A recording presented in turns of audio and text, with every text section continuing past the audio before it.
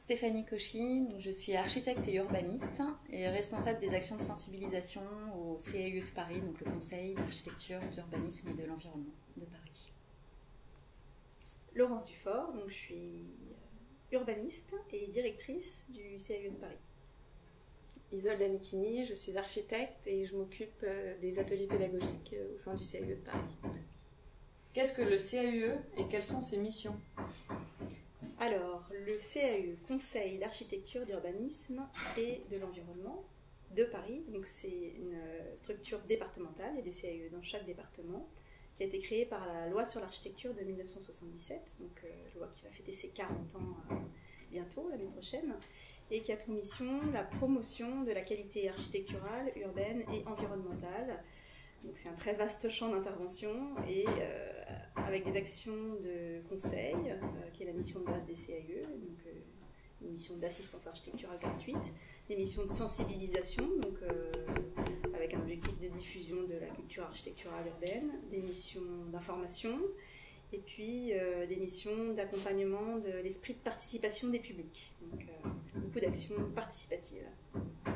Est-ce que les actions du CAUE de Paris sont différentes des autres CAUE en France ? Oui, forcément, puisqu'on est sur un territoire spécifique, avec une ville-département, avec des acteurs institutionnels qui sont plus solides en termes de savoir-faire, de technicité sur les questions qui nous concernent. Donc forcément, on a dû se positionner un peu différemment que des CAUE plus ruraux, par exemple, qui ont beaucoup de missions d'accompagnement des collectivités, de conseil auprès des collectivités. Donc le CAUE de Paris, son champ d'intervention principal, c'est la sensibilisation du grand public et notamment des plus jeunes. On a beaucoup d'actions à destination des jeunes parisiens pour vraiment travailler à cette diffusion de la culture architecturale. Est-ce que l'architecture intéresse vraiment le grand public ? Et si oui, comment la rendre accessible et lisible ? Alors le CAUE de Paris, l'un des moyens que le CAUE de Paris a mis en place pour la rendre accessible au grand public, c'est justement de passer par le jeune public, toucher les parents par l'intermédiaire des enfants. Enfin, c'est l'un des moyens que nous, en tout cas, on utilise au CAUE, parce qu'en fait, c'est vraiment difficile en fait, de pouvoir toucher le grand public en règle générale.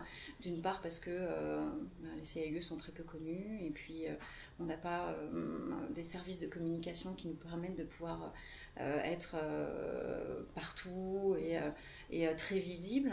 Et donc c'est vrai que les enfants, le jeune public sont un moyen assez intéressant pour nous de pouvoir aussi essayer de toucher un plus large public et donc les parents.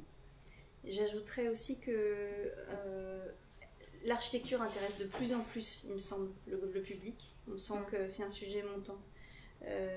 L'enthousiasme que le public développe pour les promenades urbaines, par exemple, qui sont proposées et qui sont de plus en plus fréquemment proposées par un certain nombre d'organismes, à Paris en tout cas, et qui sont toujours pleines. Dès qu'on propose des promenades, elles sont remplies. Et puis, le meilleur moyen d'emmener le public vers l'architecture contemporaine, c'est d'avoir une entrée patrimoniale, en fait, de les guider vers le contemporain en leur parlant aussi de l'histoire du lieu et de la façon dont cette architecture elle peut dialoguer avec son contexte environnant. À Paris, en tout cas, c'est un point d'accroche très important. Et puis, l'entrée par les usages. On a lancé, là, avec la ville de Paris, des cycles de visites d'équipements publics pour donner à voir la production architecturale de la ville à travers ses équipements, ses écoles, ses équipements sportifs, etc. Et on propose des visites de chantier ou des visites des équipements qui sont sur le point d'être livrés aux futurs usagers des équipements, et il y a beaucoup d'intérêt en fait. Ils sont très curieux de comprendre un peu comment le bâtiment a été pensé, quels étaient les objectifs de ses concepteurs. Est-ce que les cours d'architecture devraient être obligatoires ? Obligatoire, je dirais non. Mais l'avantage de l'architecture, c'est que ça permet de faire appel en fait, à une quantité d'éléments, de données qui nous est apportée à l'école, mais on n'a pas forcément de lien entre toutes ces choses qu'on nous apprend. Et l'architecture, en fait, c'est vraiment un moyen de réunir.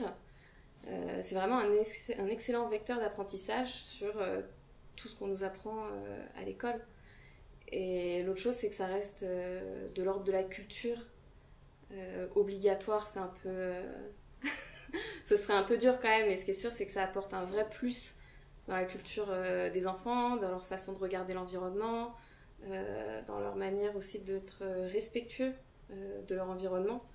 Et par ailleurs, c'est un formidable moyen, c'est un formidable vecteur d'apprentissage, quantité de choses qu'on essaye de nous apprendre à l'école, mais on a souvent du mal à voir le lien, le rapport. Donc là, par exemple, en école d'architecture, on peut aussi, à l'école d'architecture pour enfants, on peut aussi bien traiter d'histoire, de géographie, de mathématiques. Ça nous apporte beaucoup de choses, quoi. Comment s'impliquer en tant qu'architecte ou étudiant en architecture? Alors pour ça, on a un super dispositif.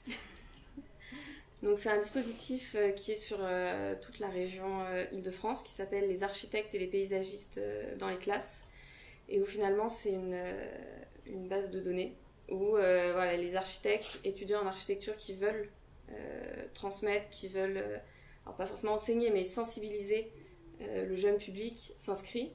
En parallèle, on a des enseignants qui, eux, souhaitent poursuivre un projet pédagogique avec leur classe sur le thème de l'architecture ou du paysage, s'inscrivent aussi.